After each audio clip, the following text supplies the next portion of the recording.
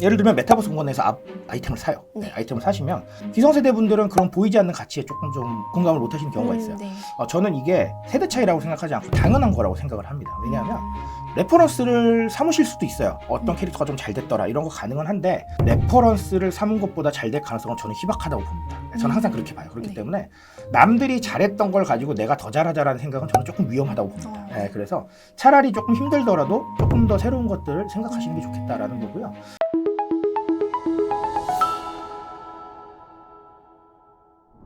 책에서 또 기업이 부캐? 페르소나 운영법을 적용한다고 했을 때 기존과는 조금 다른 더 친근한 이미지로 다가가면서 소비자들에게 인지시키는 데 굉장히 좋을 것 같다는 생각을 했어요. 네네.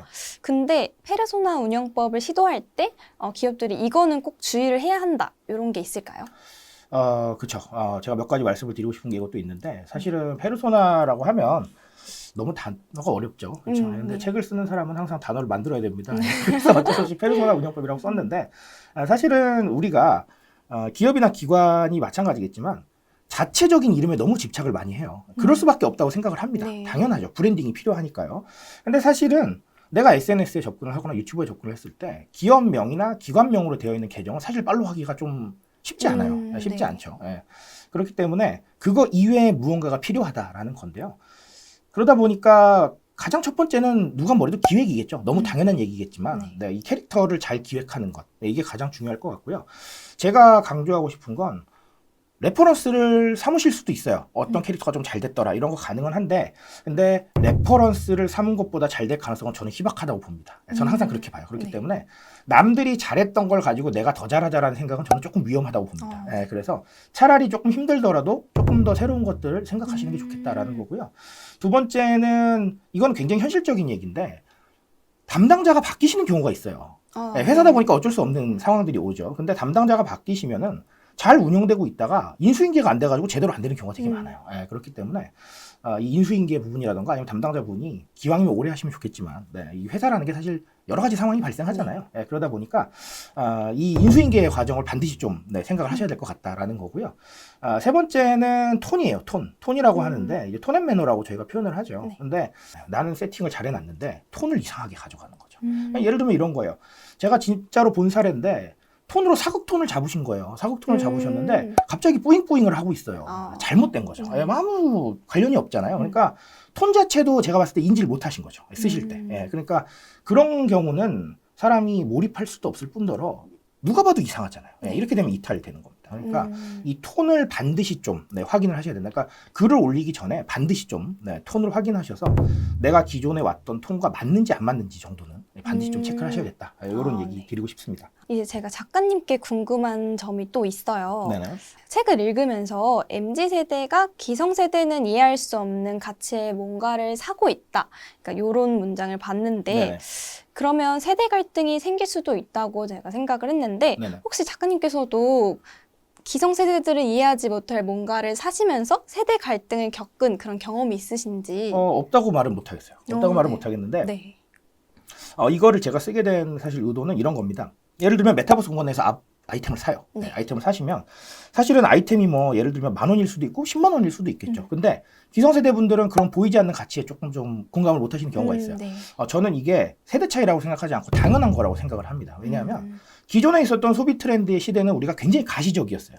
예를 들면 1,000원을 들고 가서 1,000원짜리 물건을 사면 그걸로 된 거였어요. 그러니까 우리의 가치 구조가 딱 그거였죠. 그런데 지금은 1,000원을 들고 가서 사면서 사실은 1,000원에 해당하는 물건을 살 수도 있겠지만 1,000원이 주는 기쁨에 주목하잖아요. 내가 이걸 1,000원을 썼는데 행복해요. 그럼 됐잖아요. 그러니까 소비의 기준이 가시적인 게 아니라 정서적인 것들이 추가가 되고 있는 거거든요. 그러니까 트렌드가 바뀐 거지 이걸 저는 뭐 세대 차이라고 생각을 하진 않습니다. 그러니까 누군가가 생각하고 있는 사고의 기준이 있는데 그 사고의 기준을 기성세대 분들은 충실히 따라가신 거고요.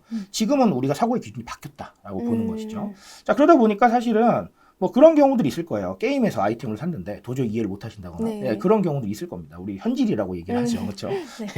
그런 상황들을 많이 겪으셨을 거라고 생각을 하고요. 근데 앞으로 저는 이게 더 많아질 거라고 사실은 생각을 해요. 왜냐하면 방금도 말씀드렸지만 정서적인 가치에 공감하는 거는 기성세대 분들한테는 쉽지 않아요. 왜냐하면 가치 기준을 이미 확립하신 분들이기 때문에 쉽지 않은 그런 부분들이 있는데 근데 단 앞으로 조금씩 변화는 있을 거라고 봅니다. 예를 들자면 트로트 가수 분 콘서트 가가지고 네. 소위 말해서 막 지르시거든요. 근데 기존에 있었던 기성세대 분들은 그렇지 않았어요. 왜냐하면 뭔가 가족을 위해 써야 될 것 같고 아니면 자식을 위해서 뭔가 좀 더 해주고 싶으시고 네. 근데 그런 걸 안 하시는 게 아닌데 이제 기준을 조금 바꾸고 계신 거예요. 좀 균형적으로 나를 위해서도 나의 행복을 좀 추구를 하자라는 것이죠.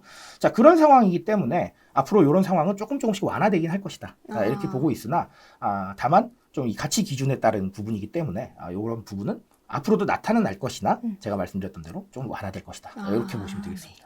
이제 저희가 계속 메타버스에 관한 이야기를 나누고 있는데 혹시 작가님께서 직접 메타버스를 구축을 한다면 어떤 세계와 어떤 공간을 구축하고 싶으신지 혹시 생각을 해보셨을까요? 메타버스라고 한다면 사실 너무 많은데요. 저는 음악을 굉장히 좋아하는 사람입니다. 네. 음악을 굉장히 좋아하기 때문에 사실은 제가 제 커리어를 처음 시작한 데도 지금 뭐 엠넷이라는 저희 CJ ENM이죠. 네. 거기서 구성 작가를 했었기 때문에 음악에 대해서 굉장히 니즈가 많고 그렇기 네. 때문에 사실 이제 음악 관련된 메타버스 공간들이 너무 콘서트 위주로 되어 있어요. 그래서 저는 사실은 감상 위주로 되는 메타버스 공간을 만들고 싶기는 합니다. 예를 들면 10대가 들어오면 네. 뭐 요즘은 뭐 10대라고 다 아이돌 음악을 듣지는 않지만 네. 아이돌 음악을 듣는 것이고 뭐 팝을 듣고 싶은 사람은 팝을 들을 수 있고 아니면 또 이제 기성세대 분들은 오시면 트로트도 들을 수 있고 네. 그런 좀 감상실 같은 공간을 만들고 싶다는 생각은 합니다. 근데 수요가 있을지 모르겠네요. 그러고 보니까 제가 아까 나오기 전에 피디님한테 작가님 동생분께서 가수라고 맞아요. 들으셨어요. 예, 맞아요. 앤디 가수입니다. 네, 앤디 가수인데 네. 뭐 어쨌든 제가 이쪽 커리어를 걷기 위해서 음악 쪽에서 뭔가를 많이 좀 했었기 때문에 어쩔 수 없이 좀 그런 부분들이 있는 것 같습니다. 그래서 접점도 좀 많고요. 생각도 많이 하는 것 같아요. 네. 그러면 나가시기 전에 앨범 하나만 알려주고 네. 가시면 들어보겠습니다. 네. 그러면은 벌써 이제 마지막 질문으로 달려가고 있는데요. 메타버스 마케팅에 대해서는 이제 작가님께서 너무 설명을 잘해주셔서 어느 정도 다 알고 인지를 하셨을 것 같은데 그러면 메타버스 마케팅을 할까 말까 망설이시는 분들이 있다면 혹시 한마디 해주시길. 메타버스라는 거를 제가 한마디로 정리를 드리자면 저는 적응을 할 필요가 있다라고 봅니다. 근데 제가 꼭 강조를 드리고 싶은 건 우리의 메타버스 담론이 너무 긍정 부정으로 가고 있어요. 메타버스 잘 될 것이다 아니면 안 될 것이다. 이렇게 되고 있는데 실제로 저희 이제 페이스북이 메타로 이름을 바꿨죠. 그래서 메타가 실적이 좋지도 않았고 사실은 마크 주커버그가 이런 얘기를 했어요. 메타버스는 비싸다. 이런 얘기를 했어요. 그래서 메타버스 회의론도 많이 나옵니다. 많이 나오는데 근데 저는 그 회의론보다는 사실 긍정론에 조금 더 초점을 맞춰서 말씀을 드린 거고 다만 회의 긍정 이건 저는 의미가 없다고 봐요. 왜냐하면 SNS도 처음에 나왔을 때는 회의적인 론이 있었어요. 있었고 유튜브도 마찬가지입니다. 이게 대체할 수 있겠어? 라고 생각을 했지만 대체를 했거든요. 결국은 나한테 맞는 플랫폼을 찾는 과정이라고 생각을 해요. 누군가는 글 많이 쓰시는 게 조금 더 좋으실 수 있어요. 그런 분들은 블로그를 하셔야겠죠. 하지만 만약에 내가 영상을 찍거나 사진을 찍는데 최적화가 되어 있다라고 하면 SNS나 유튜브를 하셔야 될 거예요. 그런 식으로 내가 좀 더 편한 방식에 따라서 플랫폼을 만들어 가시는 이런 적응에 대한 것이지 메타버스 자체를 긍정 부정으로 보는 건 저는 너무 극단적이라고 생각을 합니다.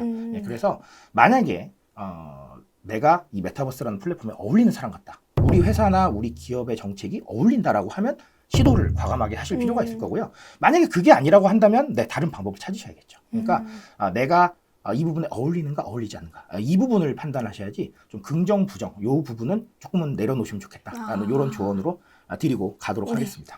네, 감사합니다. 마지막으로 이제 작가님 소감 한 말씀만 부탁드리고 마무리하도록 하겠습니다. 일단은 와서 굉장히 즐거웠고요. 뭐 짧은 시간이었지만 제가 또 이렇게 좀 굉장히 좀 스피디하게 말씀을 드리기 때문에 영상은 역시 텐션이 있어야 되지 않겠습니까? 그래서 스피디하게 말씀을 드렸습니다. 지금 또 책을 준비를 하고 있어가지고요. 얼마 안 있으면 또 책으로 다시 뵐 수 있을 것 같은데, 앞으로도 많은 관심 부탁드리고요. 저는 또 기업과 기관 강연으로 또 현장에서 다시 좀 찾아뵐 수 있도록 하겠습니다. 오늘 초대해 주셔서 감사드리고요. 앞으로 또 뵐 수 있는 기회가 있었으면 좋겠습니다. 감사합니다. 네, 감사합니다. 네, 감사합니다.